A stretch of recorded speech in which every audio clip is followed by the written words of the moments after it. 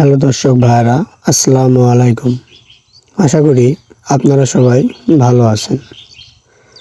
বিগত দিনের মতো আজকেও আপনাদের মাঝে নতুন শিক্ষণীয় বা ছাগল পালনের সঠিক নিয়ম অনুসারে একটি ভিডিও নিয়ে চলে আসলো প্রাণী জগৎ RJ ইউটিউব চ্যানেল। আজকের ভিডিওটিতে আপনাদেরকে একদম অল্প মূল্যে ছাগলের খামার করার জন্য যে ঘরের প্রয়োজন হয় সে ঘর তৈরি করার কিছু টিপস শিখিয়ে দেব।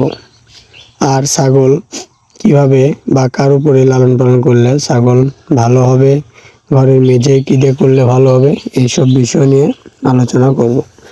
তার আগে অনুরোধ, আমার চ্যানেলে যারা নতুন তারা অবশ্যই চ্যানেলটি সাবস্ক্রাইব করে পাশে থাকবেন। সাধারণত এই ছাগলের খামারটি যখন শুরু করা হয় তখন এতগুলো ছাগল বা এত যখন জাতের ছাগল ছিল না, অল্প কিছু পরিমাণ ছাগল নিয়ে এই খামারটিও শুরু হয়েছিল। তারপরে আস্তে আস্তে ছাগলগুলো যখন হিটে আসে তখন আস্তে ধীরে অনেক ছাগলের বাচ্চা প্রজনন ঘটায়।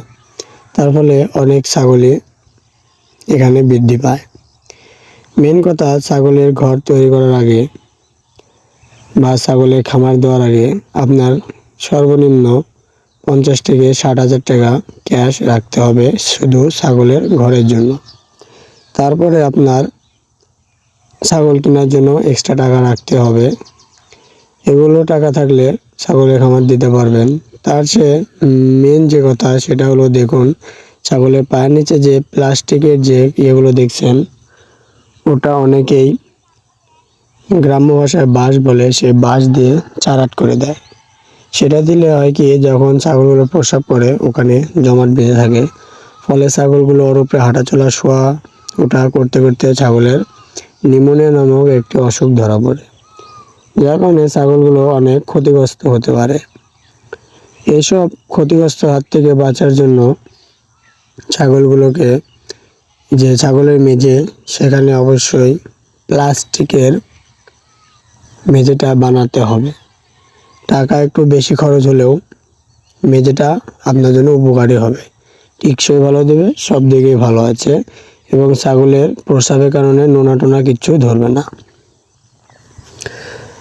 ছাগল পালন করতে চাইলে অবশ্যই ছাগলের ঘোড়ার বা খামারে কয়েকটা ভাগ করবেন, যেখানে সারাদিন ছাগল ছেড়ে দেওয়া থাকবে, ঠিক আছে, কিন্তু রাত্রে যখন বেঁধে রাখবেন তখন অবশ্যই মহিলাগুলো আলাদা, পুরুষ আলাদা এবং যাকে খাসি সেগুলো আলাদা করে রাখার চেষ্টা করবেন।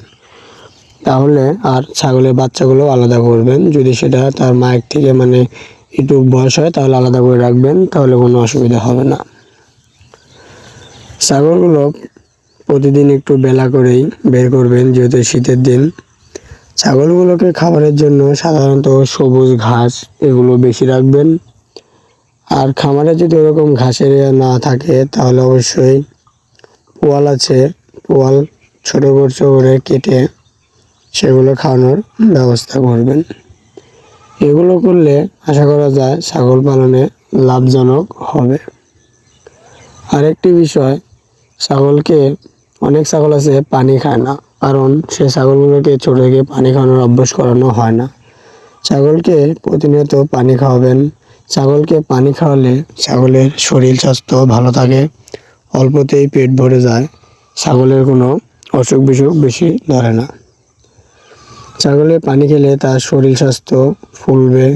পানি না খাওয়ালে ছাগলের শরীর স্বাস্থ্য ভালো হবে না, কারণ পানির ভিতরে থাকবে ভুসি, ফিট ইত্যাদি, যেগুলো খাওয়ানোর পরে এগুলো ছাগল অনেক স্বাস্থ্যবান। আজকের ভিডিও এই পর্যন্তই। আশা করব ভিডিওটি ভালো লাগছে। যদি ভিডিওটি ভালো লাগে তাহলে লাইক কমেন্ট করে পাশে থাকবেন আর আমাদের জন্য দোয়া করবেন যেন আমরা আরও দূরে যেতে পারি। খোদা হাফেজ।